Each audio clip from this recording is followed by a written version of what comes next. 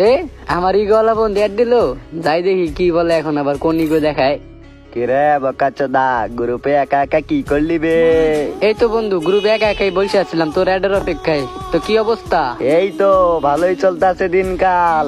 আচ্ছা বন্ধু, তোর কিছু বন্ধুদের কাছে শুনি, আবার আমার কানেও আসলো যে তোর নাকি খুব ইগো, তাই নাকি? আমার ইগোর ভিতরে পুরো সমুদ্রের পানি ঢেলে দিলেও আমার ইগো এক ফোঁটাও নড়ে না। ও আচ্ছা তাই নাকি? আচ্ছা ঠিক আছে বন্ধু, তোর যেহেতু এত ইগো, তুই আমার সাথে ইগো দেখে কতদিন কথা না বলে থাকতে পারবি? ও আচ্ছা তাই নাকি, তুই আমার ইগো দেখতে চাস? বন্ধু দেখতে তো চাই অবশ্যই তোর ইগো।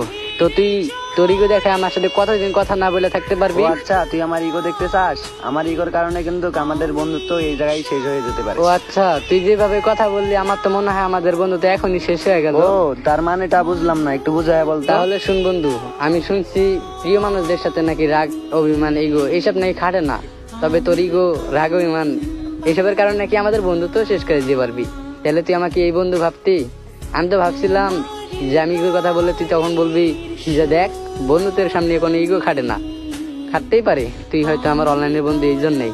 আচ্ছা ঠিক আছে, তোর কথা শুনে অনেক খুশি হইলাম। তোর দিয়ে তো অনেক ইগো, আমার ইগো নাই ভাই। তুই থাক, আমি গেলাম। হ্যাঁ, ভালো থাকিস। কিছু বলার নেই ভাই, এই কারণে আমার 2 বছরের অনলাইনের বন্ধুত্ব শেষ হয়ে গেছে। জানি না ভাই মন থেকে শেষ করছে কিনা, তবে আমি শেষ করে দিচ্ছি। কারণ যে ইগোর সামনে বন্ধুত্ব খাটে না, ওই বন্ধু আমার দরকার নেই কা। আর তাছাড়া বন্ধুত্বটা এতটাই নিচে নেমে গেছে যে ইগো দিয়ে সেটাকে হার মানানো যায়।